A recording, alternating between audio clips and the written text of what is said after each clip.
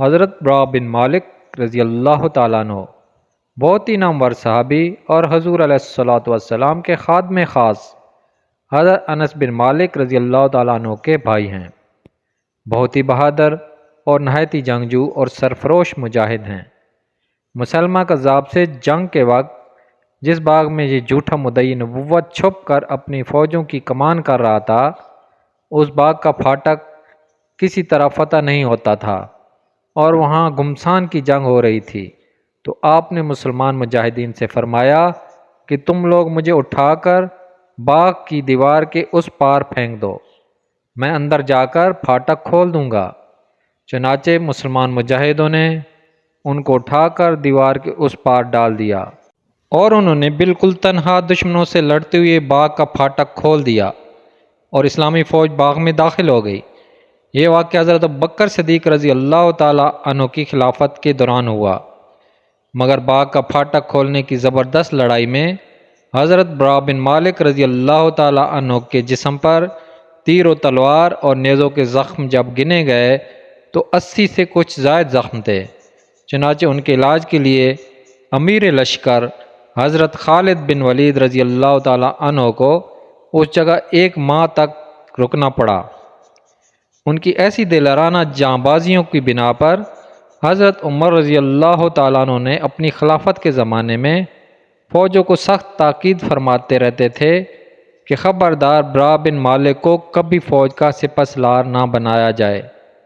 ورنہ وہ ساری قوم کو ہلاکت میں ڈال دیں گے، کیونکہ وہ انجام سے بے پرواہ ہو کر دشمنوں کی صفوں میں گھس جاتے تھے۔ ان کے بارے میں حضور اکرم صلی اللہ علیہ وآلہ وسلم نے ارشاد فرمایا، بہت سے ایسے لوگ ہیں جن کے بال پرانگدہ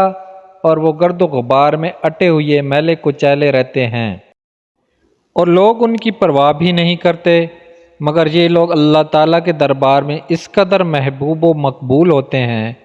کہ اگر یہ لوگ کسی بات کی قسم کھائیں تو اللہ تعالیٰ ان کی قسم کو پورا فرما دے گا، اور برا بن مالک انہی لوگوں میں سے ہیں۔ یہ بہت ہی خوش آواز بھی تھے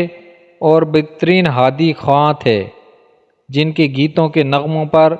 اونٹ مست ہو کر چلا کرتے تھے اور شتر سوار بھی کیف و نشاط میں رہا کرتے تھے۔ ان کی دلیری اور جواں مردی کے سلسلے میں یہ روایت بہت ہی مشہور ہے کہ عراق کی لڑائیوں میں یہ اپنے بھائی حضرت انس بن مالک رضی اللہ تعالیٰ عنہ کے ساتھ دشمنوں کے ایک قلعے کا محاصرہ کیے ہوئے تھے جو موضع حریق میں تھا۔ کفار گرم گرم زنجیروں میں لوہے کے آنکڑے لگا کر قلعہ کی دیواروں سے مسلمانوں پر ڈالتے تھے اور ان کو آنکڑوں میں پھنسا کر اپنی طرف کھینچ لیتے تھے۔ ان کافروں نے حضرت انس بن مالک رضی اللہ تعالیٰ عنہ کو بھی آنکڑوں میں پھنسا لیا اور اوپر کھینچنے لگے۔ جب حضرت برا بن مالک نے یہ منظر دیکھا تو تڑپ کر اچھلے اور قلعہ کی دیوار پر چڑھ کر جلتی ہوئی زنجیر کو پکڑا اور پھر اس رسی کو کاٹ دیا جس میں زنجیر بندھی ہوئی تھی۔ اس طرح حضرت انس بن مالک رضی اللہ تعالیٰ عنہ کی جان بچ گئی، مگر حضرت برا بن مالک رضی اللہ تعالیٰ عنہ نے گرم زنجیر کو جو ہاتھ سے پکڑا تو ان کی ہتھیلیوں کا پورا گوشت جل گیا اور سفید سفید ہڈیاں نظر آ رہی تھیں۔ سن 20 ہجری جنگ تستر میں 100 کافروں کو اپنی تلواروں سے قتل کر کے خود بھی عروس شہادت سے ہمکنار ہو گئے۔ حضرت برا بن مالک رضی اللہ تعالی عنہ کی کرامت، فتح و شہادت ایک ساتھ۔ ان کی ایک خاص کرامت دعاؤں کی مقبولیت ہے۔ منقول ہے کہ جنگ تستر میں جب طویل جنگ کے باوجود مسلمانوں کو فتح نصیب نہیں ہوئی